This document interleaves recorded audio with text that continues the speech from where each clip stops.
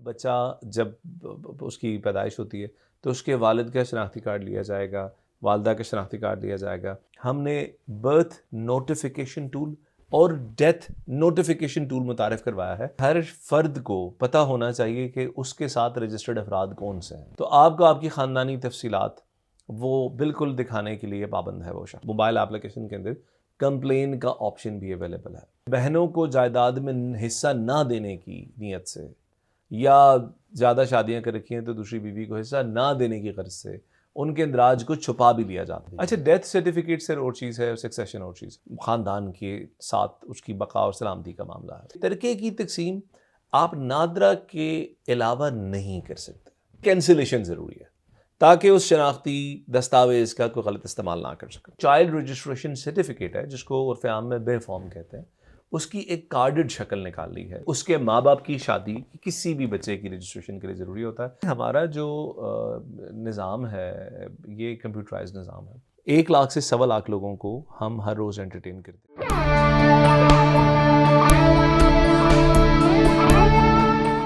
ये radio Pakistan podcast है। अस्सलाम वालेकुम। अकमल शहजाद गुम्मन आपकी खिदमत में हाज़िर है। आज हमारे साथ नादरा के तर्जमान सैयद शबाहत अली जाफ़री तशरीफ़ रखते हैं। मैं इनके बारे में बताता चलूँ कि ये एक ऑफिशियल ज़िम्मेदारी तो कर ही रहे हैं। ये हमारी जो वज़ारत इत्तलात व नशरियात है उसमें भी डायरेक्टर के फ़राइज़ अंजाम दे चुके हैं। नादरा में भी इनकी जो बुनियादी ड्यूटी है वो एक डायरेक्टर के तौर पे ही सर अंजाम दे रहे हैं। वो किस शोबे के हैं वो ज़रा मुश्किल सा है, मैं इनसे ही पूछूँगा। मैं ये बताना चाहूँगा कि ये कम से कम मेरे 20 साल पुराने दोस्त हैं। अगर कोई दोस्ती 20 साल कायम रहे तो इसका मतलब ये है कि वो उसमें कोई दमख़म है। तो शाह साहब की शेर व सुख़न के हवाले से इनकी मामला फ़हमी है वो बड़ी काबिल दाद है। तो नादरा की तर्जुमानी के फ़राइज़ भी ये बहुत भरपूर और एहसन तरीके से अंजाम दे रहे हैं। तो शाह साहब तर्जमान तो आप हैं ही हैं। आपको एक तो खुशामदीद रेडियो पाकिस्तान के स्टूडियोज़ में। बहुत शुक्रिया। तो आप एक को मुश्किल सा ओहदा बता रहे थे, वो ज़रा बताइएगा जी, कि हमारा नादरा में एक डिपार्टमेंट है जिसका नाम है पब्लिक इंगेजमेंट। मैं उसका हेड ऑफ़ डिपार्टमेंट हूँ और पब्लिक इंगेजमेंट की ज़िम्मेदारी ये है कि हर सतह पर आवाम को हमने इंगेज करना है। हमने उनको बताना है कि रजिस्ट्रेशन उनके लिए क्यों ज़रूरी है और किस तरह से नादरा उनकी मुख्तलिफ़ मामलात में मदद कर सकती है। आप इसे अगर मुझे जो मेरे जहन में उर्दू में एक आसान जो इसका तर्जुमा या इसका मुतबादल आ रहा है वो ये है कि आप समझ लें कि डायरेक्टर अवाम या डायरेक्टर सहूलत, जी, ये यानी ताल्लुकात जो आमा का अवाम शोबा की हमारा। सहूलियात के को जो मद्देनज़र रखता है और उनके मुताबिक नादरा के प्रोग्राम्स को डिज़ाइन करवाता है। जी हाँ, हमारा ये ताल्लुकात आमा का शोबा है जी। और हमारे बुनियादी तौर पे पाकिस्तान आप समझ लें कि साल में तकरीबन हम 1 लाख से 1.25 लाख लोगों को हम हर रोज़ एंटरटेन करते हैं। हमारे मुख्तलिफ़ दफ़ातर में 900 से ज़ायद दफ़ातर हैं पाकिस्तान भर में। उसमें लोगों को कई मुश्किलात आती हैं, कोई मसाइल आते हैं, तो उसका फ़ीडबैक जब नादरा को दिया जाता है तो वो फ़ीडबैक देख के हमें ये अंदाज़ा होता है कि लोगों को मसाइल किस जगह पर आ रहे हैं। उसके हिसाब से फिर रेडियो पर, टेलीविज़न पर, अखबारात के ज़रिए, सोशल मीडिया के ज़रिए आवाम को बताना, उनके मसाइल का हल करना, ये बुनियादी तौर पे मेरी सरकारी ज़िम्मेदारी है। इवन मैं बाज़ का देखता हूँ और सुनता हूँ कि मोबाइल की जो रिंग टोन है वो भी आपके नादरा की यानी कोई इंफॉर्मेशन के हवाले से वो चल रही होती है। नादरा की असल में अभी तक तो हमने उस तरफ रिंगटोन पर अभी हम फॉर्मली नहीं गए, लेकिन सोशल मीडिया पर और मेन स्ट्रीम मीडिया के ऊपर हमारी कोशिश उसकी है। वजह शाह साहब ये है कि जैसे पासपोर्ट है या इवन बैंकिंग है या इवन एफबीआर है, यानी बहुत से ऐसे शोबे हैं जो डायरेक्ट लिंक करते हैं नादरा से। तो इसलिए मैं नादरा की जो अफादियत है वो इसलिए भी थोड़ी ज़्यादा है। यानी हर वो जगह जहाँ पर आपकी उंगलियों के निशानात से आपको पहचाना जाए, आप ये समझ लीजिए कि वहाँ पर नादरा का सिस्टम इन प्लेस है। मैं मिसाल देता हूँ कि अगर आप गाड़ी ख़रीद रहे हैं या बेच रहे हैं और आपका एक मरतबा अंगूठे का निशान या 10 उंगलियों के निशानात लिए जा रहे हैं और वो किसी जगह पर सेव होकर कहीं से आपको बताया जा रहा है कि हाँ आपके का नाम वही है जो शनाख्ती कार्ड पर लिखा है, तो वहाँ पर बैक एंड पे सर्विस हमारी होती है। उसके अलावा पाकिस्तान की तमाम आबादी को रजिस्टर करना, इसमें बच्चे बूढ़े बड़े सब शामिल हैं, मर्द औरतें शामिल हैं इसमें, और फिर उस डाटाबेस को मेंटेन रखना, ये बज़ात ख़ुद एक बहुत बड़ा काम है। अगर आप हमारा नाम भी पूरा देखें, national database and registration authority. तो हम रजिस्ट्रेशन ऑफ सिटीजन्स करते हैं, शहरियों को रजिस्टर करते हैं, और डेटाबेस की मैनेजमेंट करते हैं जो पाकिस्तान की लार्जेस्ट डेटाबेस है, और यकीनन इससे गवर्नमेंट को प्लानिंग के अंदर बहुत मदद मिलती है। बिल्कुल सही। अच्छा शाह साहब, आपके इस जवाब से एक सवाल पैदा होता है कि अब तक जो पाकिस्तान की सारी आबादी है, क्या हम उसे रजिस्टर्ड कर चुके हैं? अच्छा, सारी आबादी को अगर हम देखें तो 2024 तक के जो आदाद शुमार थे, 25 का तो सूरत हाल हमें नहीं पता क्योंकि 24 में लास्ट टाइम जब ये सारा डाटा कंपाइल किया गया, तो उस वक़्त हमारी जो नादरा के साथ रजिस्टर्ड लोग थे और जो टोटल आबादी की सूरत हाल सामने आई, उसमें 16.4% का गैप था। ये तकरीबन 4 करोड़ अफराद बनते हैं जो कि पाकिस्तान में मुकीम हैं, पाकिस्तान में रहते हैं। मरदमशुमारी में उनको गिना जा चुका है, लेकिन उन्होंने अभी तक नादरा के सहूलत से फ़ायदा नहीं उठाया, मुस्तफ़ीद नहीं हुए, या वो हम तक नहीं पहुंच सके, हम उन तक नहीं पहुंच सके, या वो सिस्टम में कहीं पीछे रह गए।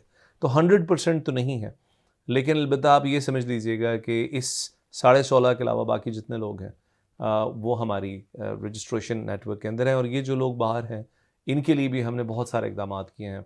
कोशिश हमारी यही होती है कि अपने डाटा के ज़रिए उन इलाकों की निशानदेही करें, उन तबक़ात की निशानदेही करें जहाँ लोगों की रजिस्ट्रेशन कम है, और उसके लिए फिर पूरा निज़ाम है जो उन लोगों को रजिस्टर करने की कोशिश एक करता है। बहुत बड़ी तादाद तो इनमें खाना बदोश भी हैं जो कि शुरू से ही किसी हमारे उस अमल में दाखिल नहीं है जिनसे हम उनको गिन सकें या हमें पता चल सके। लेकिन मेरा ये ख़्याल है कि जिस तरह हमारे मुल्क का या मॉडर्न दौर में पूरी दुनिया में यानी मामला चल रहे हैं, मेरा नहीं ख्याल कि कोई इस डेटाबेस से बाहर रह सकता है।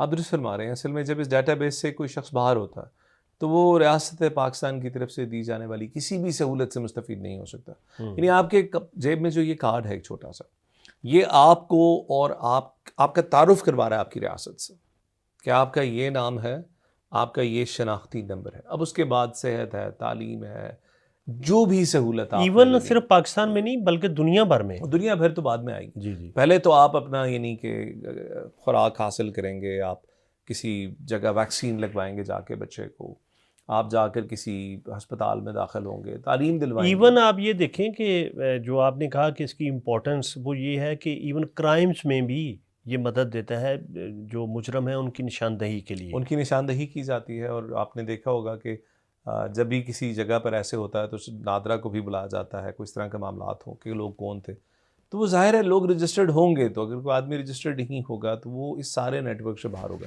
उसमें बाज़ औक़ात तो खैर हमने जो जहाँ तक ये बुरे मामलात में लोग जो मुलव्वस होते हैं वो तो अक्सर बॉर्डर के उस तरफ से ही आकर ये इस तरह की कार्रवाइयाँ होती हैं। लेकिन बहरहाल अगर पाकिस्तानी नेशनल्स हों तो उनकी बड़ी बर वक्त निशानदेही हो जाती है। लेकिन जैसे आपने कहा कि जो हमारे मुख्तलिफ पाकिस्तान के अंदर रहने वाले तबक़ात हैं, अगर उसमें से कोई फ़र्द इस शनाख्ती निज़ाम की रेंज से बाहर है तो यकीनन उसके लिए ज़िंदगी बहुत ज़्यादा मुश्किल है। यानी वो असबाब मईशत ही अपने जमा नहीं कर सकेगा। इसलिए न सिर्फ ये हमारे लिए एक परेशानी की बात है कि वो रजिस्टर्ड क्यों नहीं है, बल्कि प्रोविंशियल हुकूमतें और वफाकी हुकूमत ख़ुद भी इस तरफ से काफ़ी फ़िक्रमंद रहती है, और इसमें हम बहुत सारे इक़दामात मिल के भी करते हैं। अच्छा सर साहब, मुझे याद ये आ रहा है कि जब 20-25 साल पहले इस इदारे की बुनियाद पड़ी थी तो उन दिनों में लाहौर में रहता था, तो मैं ख़ुद जो नादरा के उस वक्त के इंचार्ज थे उनके साथ मुख्तलिफ़ कॉलेजेस में गया, यानी मैं इसकी बुनियाद पढ़ते ख़ुद देखी है। तो अब डे बाई डे कुछ चेंजेस भी आ रही हैं, तो कुछ ऐसा मैकेनिज़्म है कि अब जो बच्चा पैदा हो उसकी रजिस्ट्रेशन वो ख़ुद फ़ील करें घर वाले कि जी इसकी रजिस्ट्रेशन लाजमी है। अच्छा, यह आपने बड़ा ख़ूबसूरत और लतीफ़ नुक्ता उठाया। वैसे बुनियादी तौर पे जो मौजूदा निज़ाम है वो ये है कि एक बच्चे की विलादत के बाद उसके घर वाले जाते हैं यूनियन काउंसिल में और उसका बर्थ सर्टिफिकेट बनवाते हैं। बर्थ सर्टिफिकेट बनवा कर वो आते हैं नादरा में और आकर उसका चाइल्ड रजिस्ट्रेशन सर्टिफिकेट, जिसको उर्फ़ आम में बे फॉर्म भी कहते हैं, तो बे फॉर्म उसका बनवाते हैं। अच्छा, अब हमने एक मनसूबे पे काम करना शुरू किया है। इसका पायलट फ़ेज़ पाकिस्तान के मुख्तलिफ़ अज़ला में इस वक्त भी चल रहा है, और उसमें यह है कि हमने बर्थ नोटिफिकेशन टूल और डेथ नोटिफिकेशन टूल मुतारिफ़ करवाया है मुख्तलिफ़ अस्पतालों में। हमारी ख्वाहिश है कि पाकिस्तान भर के तमाम अस्पतालों में और जहाँ भी सेहत की सहूलियात दी जाती हैं, अस्पताल से छोटी अगर कोई डिस्पेंसरी भी है तो वहाँ तक भी सहूलत जाए। उसमें है ये कि पैदाइश के साथ ही बच्चा जब उसकी पैदाइश होती है तो उसके वालिद का शनाख्ती कार्ड लिया जाएगा, वालदा का शनाख्ती कार्ड लिया जाएगा और एक नोटिफिकेशन जनरेट हो जाएगी, एक SMS आ जाएगा उस शख्स को उसके मोबाइल के ऊपर कि फ़लाँ अस्पताल में फ़लाँ वक्त में आपके घर एक बच्चे की विलादत हुई है, अब आप यूनियन काउंसिल से जाके इसका इदराज करवा लें। सो पैदाइश के साथ ही ये जो रजिस्ट्रेशन का अमल है, इसको हम इस वक्त एक पायलट फेज़ में हैं और इंशाल्लाह मरहलावार इसको हम पाकिस्तान के तमाम जितने भी देही इलाके हैं, शहरी इलाके हैं, उसमें हम इसको वसअत देना चाहते हैं। शाह साहब, एक मेरे जहन में ये सवाल है कि ये हमारे यहाँ बहुत सी ऐसी चीज़ें सामने आती हैं और ऐसे मसाइल हमारे सामने आते हैं कि किसी बंदे के मरने के बाद उसकी खुदा न खासा किसी की वफ़ात हो जाती है, ये एक रबी अमर है, तो उसकी कई बीवियाँ निकल आती हैं, कई औलादें निकल आती हैं। तो क्या कोई एक तो है कि किसी ने वाकई शादी की हो या वाकई उसकी कोई दूसरी औलाद हो, लेकिन एक ये है कि उसकी जायदाद में हिस्सा लेने के लिए भी कुछ लोग दावेदार सामने आ जाते, फिर अदालतों में लंबा चौड़े मामलात चलते हैं। तो क्या कोई बंदा अपनी ज़िंदगी में अगर ये अथेंटिफिकेशन चाहे, अथेंटिकेशन, तो वो किस तरह हासिल कर सकता है? अच्छा, कि आपने बड़ा अहम सवाल उठा दिया है और इसका मैं थोड़ा सा तफसील से जवाब दूंगा। पहली बात तो ये है कि हर फ़र्द को पता होना चाहिए कि उसके साथ रजिस्टर्ड अफराद कौन से हैं। यानी आपने तो ये एक बात की कि उसकी बीवी हो कोई इजाफी रजिस्टर्ड हो, उसके बच्चे भी रजिस्टर्ड हो सकते हैं। सो ये जानना आपके लिए बहुत ज़रूरी है, क्योंकि इससे सिर्फ ये कानूनी पेचीदगी नहीं है कि वो फ़र्द आपके बच्चों की या आपके जो अहल खाना है उनकी जायदाद में शरीक हो जाएगा उनके, बल्कि वो उसकी इमा के बग़ैर, उसके हाँ ना के बग़ैर वो अपना हिस्सा भी नहीं ले सकते और इससे एक बहुत बड़ी लीगल कॉम्प्लिकेशन शुरू हो जाती है। और फिर ये कि जराइम में भी हिस्सेदार हैं। जराइम में हिस्सेदार हैं, बल्कि आप उनके जराइम में, अगर वो आपके कुछ भी नहीं लगते, फिर भी आप उनके जराइम के पार्टनर हैं। जी बिल्कुल ऐसा ही है। सो बहुत ज़्यादा जो जिन लोगों ने एक वक्त में हमारे निज़ाम की कमज़ोरी का फ़ायदा उठाकर जाली शनाख्त बनाई, वो बुनियादी तौर पर उन्होंने कोई नए ख़ानदान नहीं क्रिएट किए थे। वो मौजूदा ख़ानदानों में जो लोग बैठे हुए थे, उनकी कम फहमी का फ़ायदा उठा के, उनसे थंब लगवा के, उनके अंगूठों की वेरिफिकेशन लगवा के शामिल हुए। सो अब इसकी मुख्तसर तरीन जवाब ये है कि आपके पास अगर नादरा के करीबी सेंटर पे आप चले जाएं, तो आपको आपकी ख़ानदानी तफसीलात वो बिल्कुल दिखाने के लिए पाबंद है। वो शख्स आप बताएं, अपना थंब लगाएं, वो आपकी पूरी फैमिली कॉम्पोजिशन दिखाएगा। अगर आप स्मार्टफोन यूज़र हैं, हमारी नादरा की एप्लीकेशन है पाक आइडेंटिटी। पाक आइडेंटिटी एप्लीकेशन में आप उसको डाउनलोड करें, बिल्कुल एक बैंकिंग ऐप की तरह काम करती है। आपका चेहरा देखेगी, आपकी उंगलियों के निशानात लेगी, उसको मैच करेगी नादरा के रिकॉर्ड के साथ, और उसके बाद जो हमारे पास आपकी फैमिली कॉम्पोजिशन है वो एप्लीकेशन आपको दिखा देगी। उस फैमिली कॉम्पोजिशन में अगर कोई इस तरह का मामला है, जिस तरह की एक मामले की आपने निशानदेही की या कोई गड़बड़ है, तो आप जल्द अज जल्द करीबी नादरा के ऑफिस रब्ता करें या नादरा को ईमेल कर दें, या नादरा को उसी मोबाइल एप्लीकेशन के अंदर कंप्लेन का ऑप्शन भी अवेलेबल है। अगर ये नहीं कर सकते तो मोबाइल फ़ोन उठाकर आप 1777 मिला दें और फ़ोन पर जो भी नुमाइंदा है उसको अपनी पूरी बात बता दें, तो नादरा इस मामले को खोल कर इसके ऊपर पूरी तहकीक करेगा। ये जहन में रखिएगा कि हमें भी दोनों तरफ की बात सुननी पड़ती है, एक तरफा तौर पर ऐसा मामला नहीं किया जा सकता, लेकिन बहरहाल चूँकि जिस फ़र्द की बात है उसके लिए बड़ा ज़रूरी है। और बाकी जो अगर आपकी फ़ैमिली की ये तो इसकी एक साइड है, दूसरी साइड ये है कि अगर आपने शादी कर रखी है और आपने उसको रजिस्टर नहीं करवाया, तो ये बच्चों का ना कोई कार्ड बन सकता है, ना बच्चों की रजिस्ट्रेशन हो सकती है। कल को उन्होंने स्कूल जाना है, कोई भी मामला है, शादी का इंदराज बहुत ज़रूरी है। तो शादी करने के बाद उसका बर वक्त इंदराज करवाएं और उसको इंश्योर करें कि आपकी जो फैमिली कॉम्पोजिशन है, जो मोबाइल में पाक आइडेंटिटी एप्लीकेशन के ज़रिए आप ख़ुद भी देख सकते हैं, इसको हर शख्स को चाहिए कि वो अपनी मैरिज को रजिस्टर करें। अगर आप जाते हैं किसी सेंटर पे तो इस अमल की कोई फ़ीस है? अच्छा, सिर्फ अगर आपने अपनी फैमिली को व्यू करना है तो इसकी कोई फ़ीस नहीं है। बिल्कुल। और अगर आप अपना फैमिली रजिस्ट्रेशन सर्टिफिकेट निकालना चाहते हैं, उसकी 1000 रुपये फ़ीस है। तो वहाँ पर वो आपको पाबंद है कि एक मरतबा आपकी पूरी फैमिली कॉम्पोजिशन दिखाएगा और आपसे वो एक अंडरटेकिंग भी लेगा, एक हल्फनामे पे दस्तखत करवाएगा कि ये फैमिली कॉम्पोजिशन ठीक है। क्योंकि अक्सर ये भी देखने में आया है कि बहनों को जायदाद में हिस्सा ना देने की नीयत से, या ज़्यादा शादियाँ कर रखी हैं तो दूसरी बीवी को हिस्सा ना देने की गर्ज से उनके इंदराज को छुपा भी लिया जाता है, जबकि उनके पास बाकी अपने कानूनी कागजात मौजूद होते हैं। हमने इस निज़ाम में काफ़ी तब्दीलियाँ की हैं और अब ये जो हमारी फैमिली रजिस्ट्रेशन सर्टिफिकेट है, ये बाकायदा एक कानूनी दस्तावेज़ है, और अगर इस पर आप जाली दस्तखत करते हैं तो इसकी लीगल कॉन्सिक्वेंसेस हो सकते हैं। तो इसलिए अपनी फैमिली रजिस्ट्रेशन सर्टिफिकेट को हर शख्स को चाहिए कि वो उसको ज़रूर देखे, क्योंकि बहरहाल ये आपकी ख़ानदान के साथ उसकी बका और सलामती का मामला है। अच्छा सर साहब, एक और जो बहुत से एक इसमें कानूनी पेचीदगियाँ भी हैं और कई मसले मसाइल भी पैदा होते हैं कि जब डेथ सर्टिफिकेट, जिसे सक्सेशन सर्टिफिकेट भी कहते हैं, इसका प्रोसीजर ज़रा बता दीजिए। अच्छा, डेथ सर्टिफिकेट सर और चीज़ है और सक्सेशन और चीज़ है। हम्म, बात यह है कि सन 2019 में एक रिपोर्ट शाया हुई थी और उसमें मेरे ख्याल में जो उस वक्त की लॉ मिनिस्ट्री थी उसने रिक्वेस्ट किया था कि पाकिस्तान की अदालतों में जो मामलात इस वक्त ज़ेर समाअत हैं उसका 45% मामलात सिर्फ सक्सेशन के मामलात हैं। बिल्कुल ये सही। नहीं कि एक फ़र्द के मरने के बाद उसकी जायदाद की तकसीम के मामलात हैं। तो ये फिर मैंडेट नादरा को दिया गया, मरहलावार दिया गया। आज की दिन में सूरत हाल यह है कि पूरे पाकिस्तान में तमाम सूबों में और समेत वफाकी दारुल हुकूमत के किसी भी शख्स की अगर वफ़ात होती है तो उसके तरके की तकसीम आप नादरा के अलावा नहीं कर सकते। यानी अगर आपने अदालत में भी जाना है तो भी आपको पहला स्टेप यह है कि आपने नादरा में आना। नादरा के पास जब कोई शख्स आता है अपने वालिद या वालदा की, या कोई खातून आती है अपने हस्बैंड का डेथ का सर्टिफिकेट लेकर और सक्सेशन के लिए अप्लाई करना है, तो हम उनसे कुछ चीज़ें मांगते हैं, जिसमें से पहली चीज़ यह है कि क्या मरने वाले की वफ़ात का यूनियन काउंसिल में इंदराज कराया गया है। यूनियन काउंसिल में जब आप इंदराज कराते हैं तो वहाँ से एक डेथ सर्टिफिकेट मिलता है। वो डेथ सर्टिफिकेट लेकर दूसरा मरहला ये है कि मरने वाले की जो शनाख्ती दस्तावेज़ या शनाख्ती कार्ड इशू हुआ है नादरा से, CNIC कहते हैं उसको, हो सकता है उसने नाइकॉब बना रखा हो, ओवरसीज़ पाकिस्तानी के कार्ड को हम कहते हैं, तो उसकी कैंसिलेशन ज़रूरी है ताकि उस शनाख्ती दस्तावेज़ का कोई गलत इस्तेमाल ना कर सकें। ये दूसरा मरहला जब आपने कंप्लीट कर लिया तो उसके बाद हमारी एक वेबसाइट है succession.nadra.gov.pk। इस पर हमारे तमाम डॉक्यूमेंट्स की लिस्ट है, और डॉक्यूमेंट्स की लिस्ट क्या है कि जो भी उसकी जायदाद है उसकी तमाम तर तफसीलात कागज़ पर लिखनी है। उसके बाद एक दरख्वास्त लिखनी है, उस पर उसके तमाम मुतल्लिकीन ने जो उसकी फैमिली रजिस्ट्रेशन सर्टिफिकेट में आ रहे हैं, जिसका मैंने अभी जिक्र किया, उन सब के दस्तखत होंगे और उनकी बायोमेट्रिक वेरिफिकेशन होगी।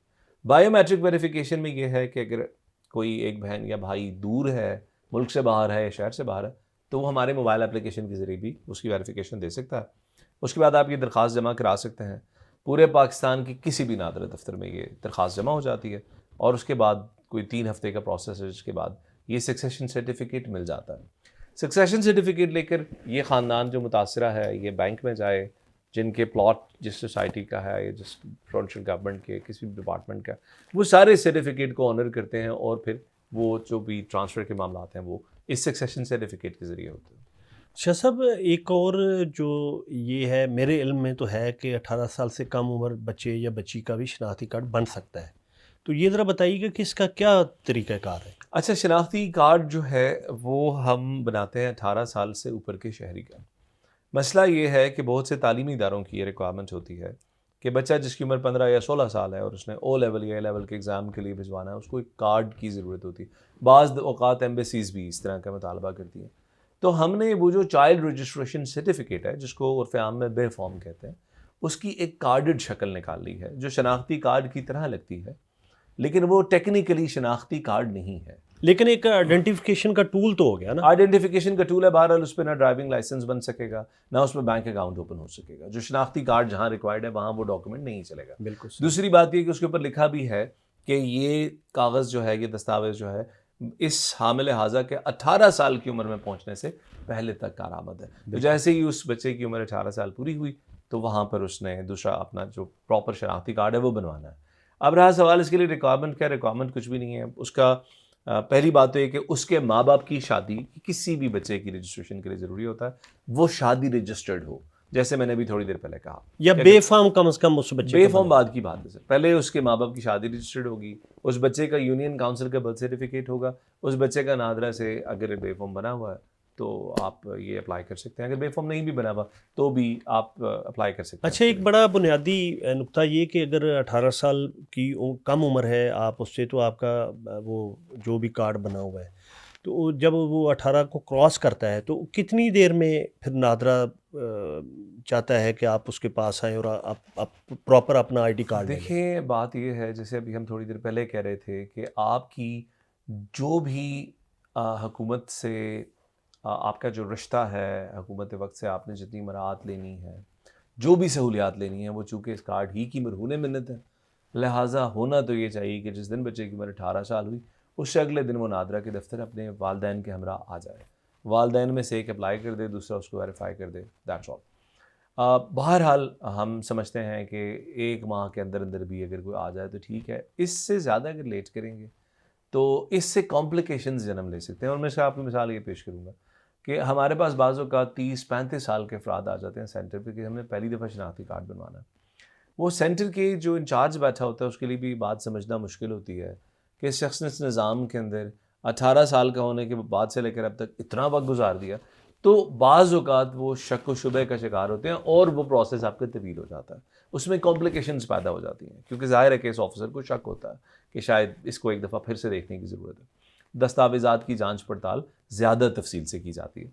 तो बेहतर यह है कि जैसे ही 18 साल उम्र हुई उसके फ़ौरन बाद तशरीफ़ लाएँ और जो पहला शनाख्ती कार्ड है, जो हम सादा कार्ड देते हैं जिसके अंदर चिप नहीं लगी होती, वो कार्ड हुकूमत फ्री ऑफ कॉस्ट देती है। तो फ्री ऑफ कॉस्ट उस फैसिलिटी का और फ़ायदा बिल्कुल एक जो नया शनाख्ती कार्ड को आम बंदा बनवाना चाहता है, यानी उसकी उम्र 18 साल हुई, कोई बच्चा है, बच्ची है, उसकी क्या फ़ीस है? जो शनाख्ती कार्ड आप पहली मरतबा बनवा रहे हैं उसकी कोई फ़ीस नहीं है।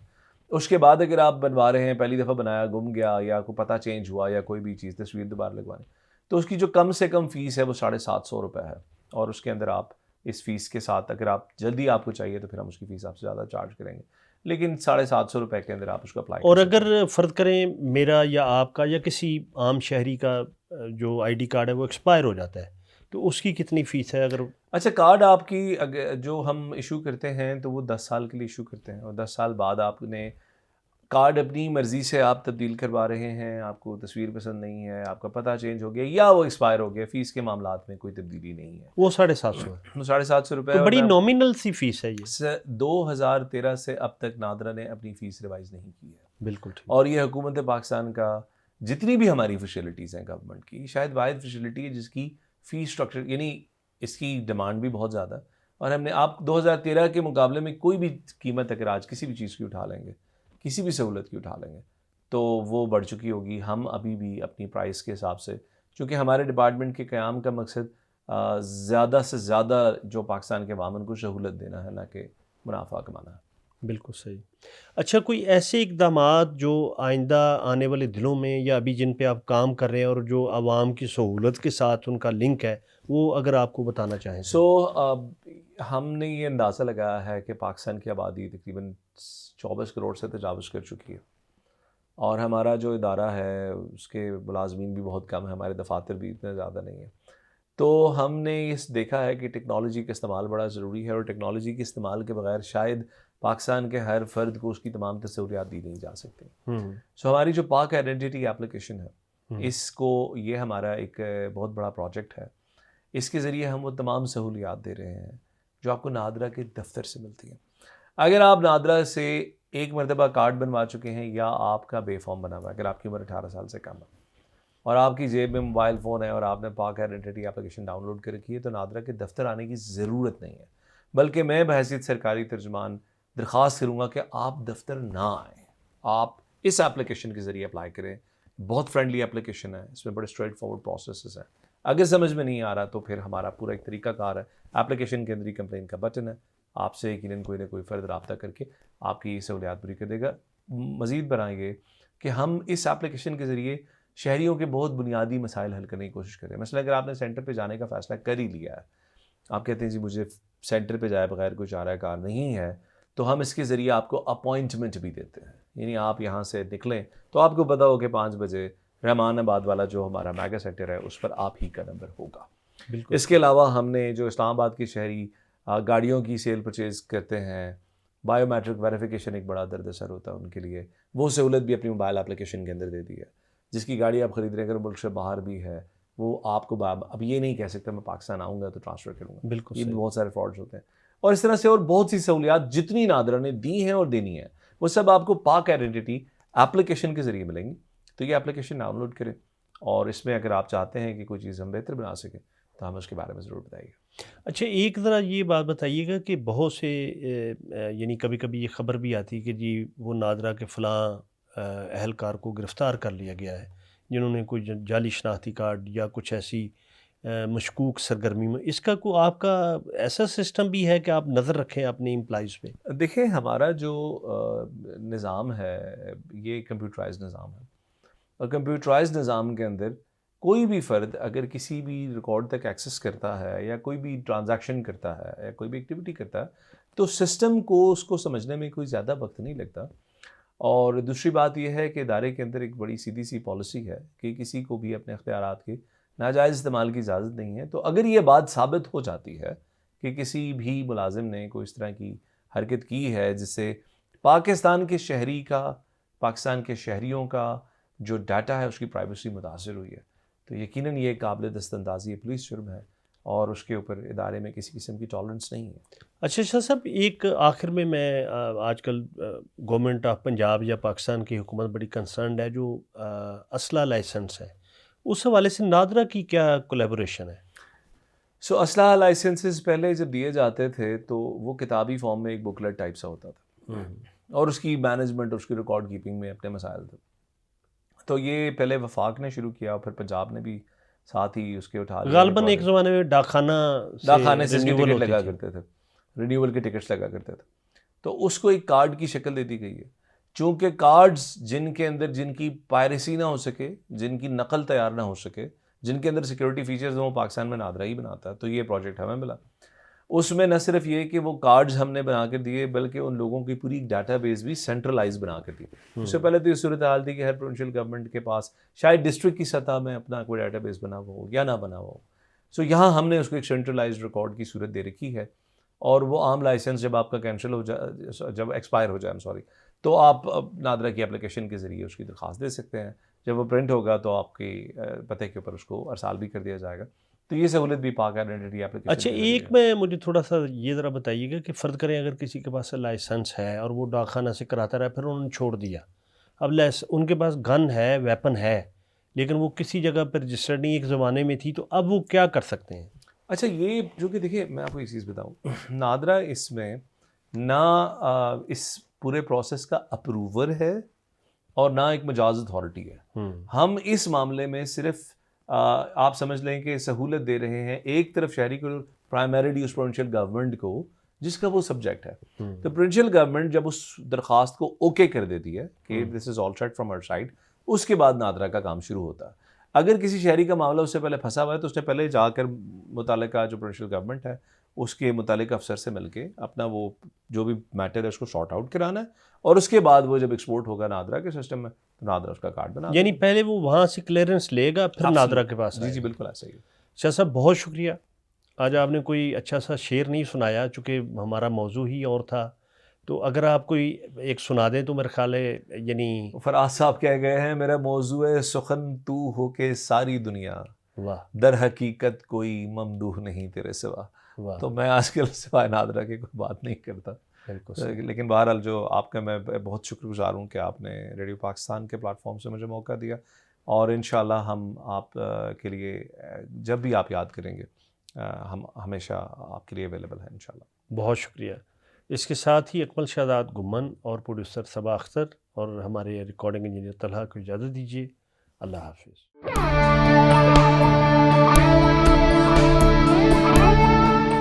ये रेडियो पाकिस्तान पॉडकास्ट है।